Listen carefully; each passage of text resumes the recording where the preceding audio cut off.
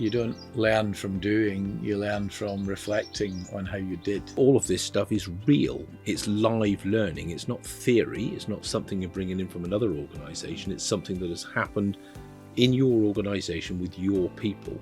And everyone involved, and particularly the leaders, will be able to look at that. It is gold dust, isn't it? My name is Trevor Vanston. I'm an action-centred leadership trainer and I'm the owner of Perspective HR. We're based in the West Country, but we work all over England and Wales.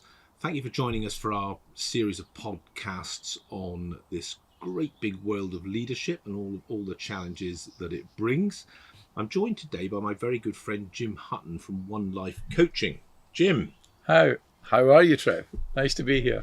It's a pleasure. We like having you here because it gives me the opportunity to ask you enormous questions. Oh, really? I've saved another one for you today. Okay, thank you. Now, as you know, we've been majoring very much on action-centred leadership, achieving the task, getting the best out of the team and making sure all the individuals flourish. And we've talked about the functions of leadership.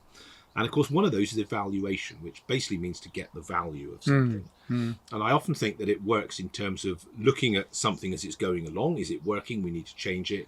But also at the end of a piece of work or a project or something that we've done, a change, to actually spend the time to evaluate what went well or what went badly. Now, I think it's probably human nature that if something's gone wrong, we form a board of inquiry and we get a retired judge to come in and we spend years looking at it and to learn the lesson.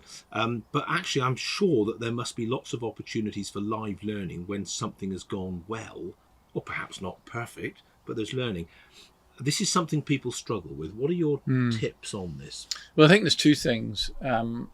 There's, first of all, the periodicity that you engage in some what I call reflective learning. Someone wiser than me once said that you don't learn from doing, you learn from reflecting on how you did. And so it's that reflection piece that's really important. That's going to give you the competitive edge in learning from what you are doing. So how often you do that is one aspect. And then the questions you ask yourself, I think are really important too. We over the years in the military side, we've gone down the road of sustain, improve, fix. What do we need to keep doing? Sustain. What do we need to improve? And what do we need to fix gets broken? And that kind of works. It has worked. But I've been involved in a bit of a project recently with others, and we've come up, I think, with some better questions. So I might share them shortly after we talk about periodicity. What I'd say for any project, any task, it's always worth starting at the start, the onset of the task is doing a check-in. Where are we? If you like, call it a before action review. Before we start this, where are we? Yeah. What baggage are we bringing in? So imagine you get 6 people. You get your logistician, you get your communicator, you get your production person, you get your marketer and your brander and your they're all around the room. And you say, right, we're all coming together to do this. If you don't take a moment to check in with where they are, then you're going to carry a whole load of stuff into the task that you weren't aware of as the leader. So good questions to ask. Okay, I'll always use the bucket method, right? We all carry around a bucket, and that bucket is full of our stresses, our frustrations, our workload, what's going on in our life, And one bucket. And some people have got a bucket in each hand. But what I'll do is I'll draw a bucket on the whiteboard, and I'll say, okay, rheostat at the side, come up, no names, no patrils, just draw a line to indicate how full your bucket is right now. And so we'll get 6 lines on that rheostat, 6 levels. Now, if you're about to start a task and you've got 6 lines that are at the top, everyone's bucket's full, what do we think the appetite is going to be for taking on this new task right now? We're going to have to do something to empty everyone's buckets first. So leadership. being aware, knowing your people, get inside that, understanding of where people are. If, as normally happens, you will have a range of lines. Some people have got a full bucket, others have got empty buckets, and everyone else is in between. What does that mean for the team? Well, cognizance that, if someone wants to share, does anyone want to share where they are? Yeah, I'm the guy with the full bucket. Okay, what can we do to help? Lean in. As a team, how can we relieve you of some of the stress that's in your bucket? Can I ask you a question at this point? Sure. Could this also be if you had someone who was perhaps nervous about taking on this project because they lacked a bit of experience, or they'd failed in the past?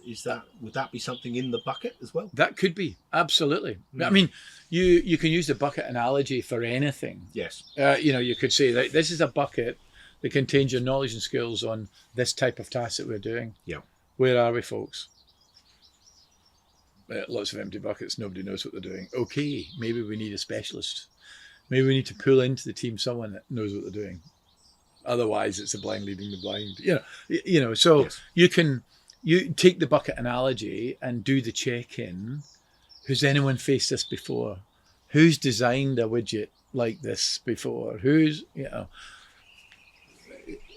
purpose of that before action is just to get into everyone's headspace. What baggage are you bringing with you? It's Monday.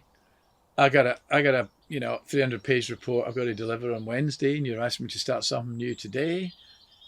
Okay, why don't you go away and join us Wednesday afternoon when you've done, let that person get their job done, and then they can come in ready for this thing. Those are the sorts of things the leader needs to be thinking about. This is an interesting as you pull your team together. Yeah, I wonder how many folks listening to this podcast will have had the opportunity to have done a check-in evaluation pre a project or something happening. Yeah. So then big concept. Yeah. So that's periodicity. Do something before. Do a check-in before.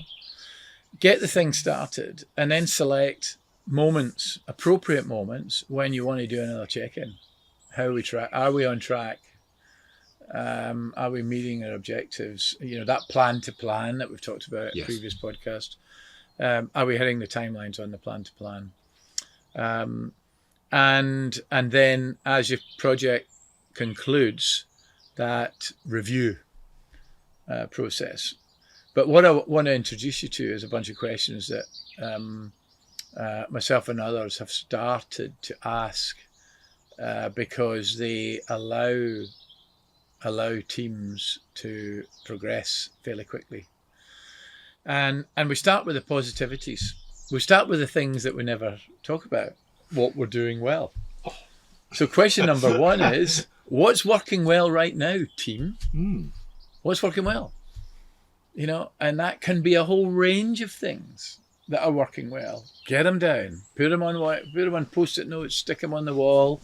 Get people thinking in pairs, groups, whatever. It doesn't matter how you achieve it, but get all that information out of what is working well, and then ask yourself the question: how do we maintain that as the buckets start to fill? Okay, so if you're doing a thing well, and then the pressure comes on, the timeline, the deadline approaches. How do we maintain that? What do we need to do to reinforce that success? Bolster what we're doing well so we don't lose it. We don't inadvertently throw it out because, we've got to rush now. Or we've got to change course, and we forget that. Because if you don't know what you're doing well, acknowledge what you're doing well, it just gets stopped. It gets stopped. People stop doing it. So capturing it is really important. And then protecting it is important because it works. You need to protect what works. Your third question is, what's hard to do right now? What's tough to do right now? Hard, tough, tricky, insert whatever verb you want. But what's hard to do right now? And that could be a range of things. It might be around communication. It might be around impediments. It might be around delayed decisions. It might be around lack of resource. It's hard to do. It's not not necessarily stopping you doing something. It may be stopping you doing something, but it's hard. And the follow-up question to that is, well, how do we make it easier? Right? I'm not trying to fix it. I'm just going to say, well, what could we do just to make that hard thing easier? Do we break it down? Do we tweak this? Do we add that? Do we bring in an extra person? Do we take a person away? Because too many cooks, spoiling the broth. There could be a range of things, but you're acknowledging what's hard, and you are identifying how you could make it easier, and then having that knowledge, answers to all those 4 questions. You then say, okay, we've got all these things that we could do. Who's going to lead them? So assign a leader to each of those things. Decide when you're going to start, and identify the first step. And last of all, how will you know when you've got there?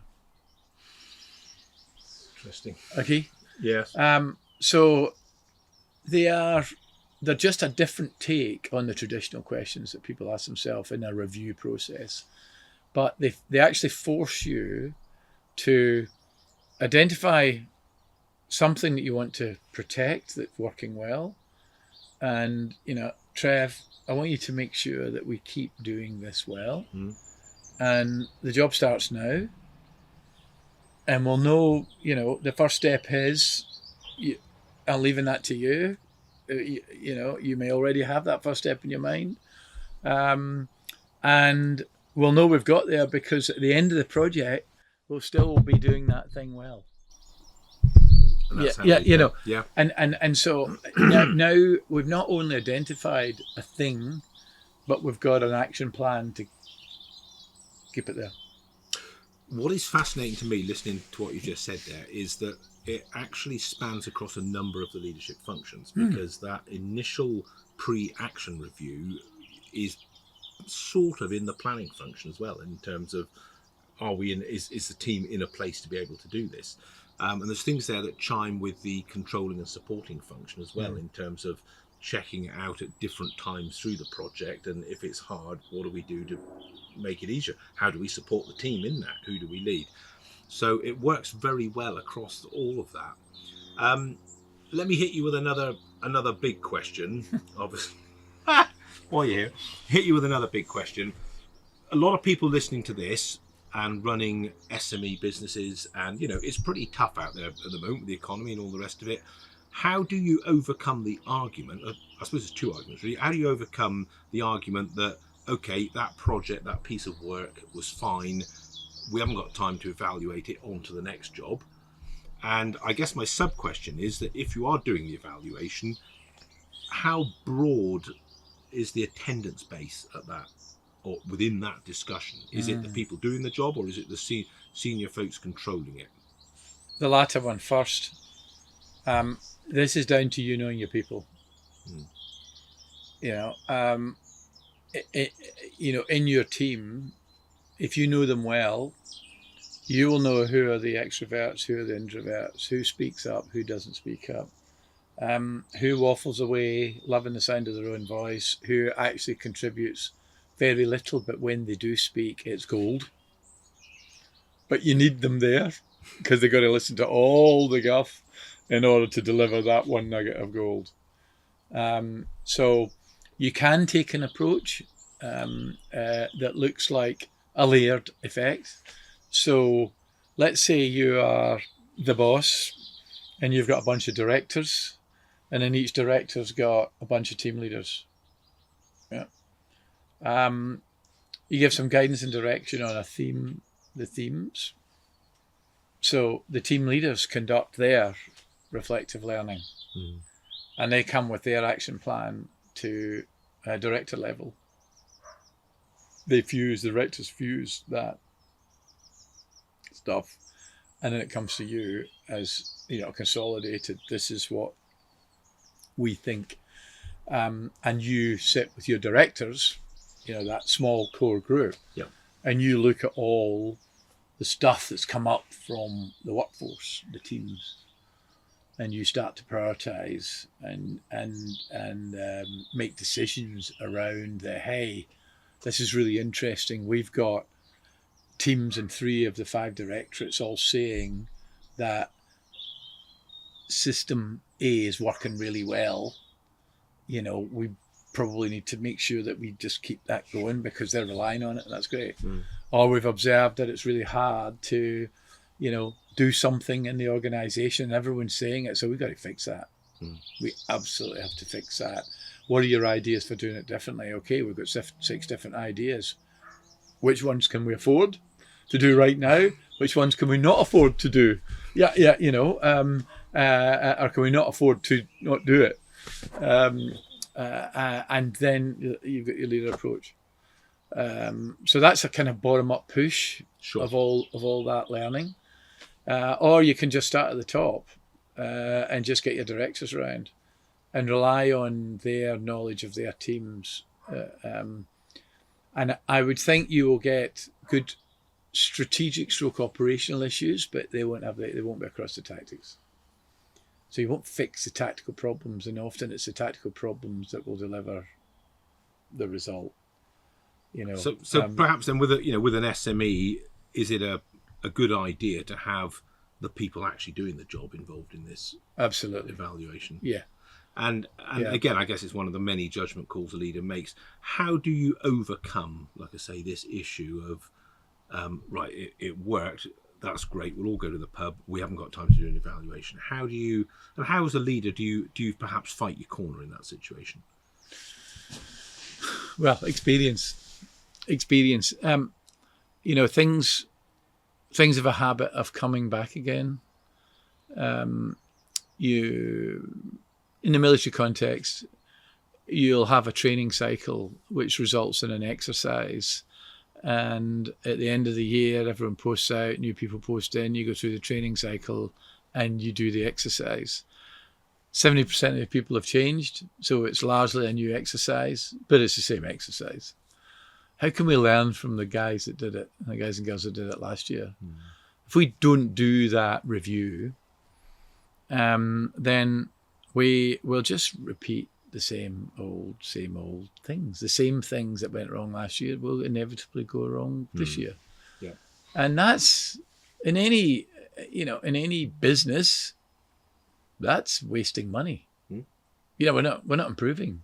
We're not getting better because we're not learning. So the real value is doing that review at the end of an activity, capturing what you need to take account of in planning the next time you do it. And then when you start to plan that next activity, you've got that slide on the screen saying, well, these are the things we told ourselves we would do. You know, are we doing them? Have we started them? You know, do we need to take account of them? Otherwise, it's just going to, those mistakes and faults are just going to keep trickling on. Thank you. I mean, that's a compelling argument I think people could make. And of course, the other thing is that all of this stuff is real. It's live learning. It's not theory. It's not something you're bringing in from another organisation. It's something that has happened in your organisation with your people. And everyone involved, and particularly the leaders, will be able to look at that. It is gold dust, isn't it? As you say. Yeah. Jim, thank you very much again for giving us that model, which I think I'm hoping a lot of people listening to this will think, yeah, actually, there's a lot of value in that. Okay. Thanks, Trevor. much. And the mantra is very simple. What, so what, now what? So he can get to action faster because of the quality of the briefing that he's getting. So really what you're talking about then is creating a culture whereby people are comfortable in not just bringing the what, but looking into it and saying, look, I believe this is how it's going to impact us. These are my recommendations for action.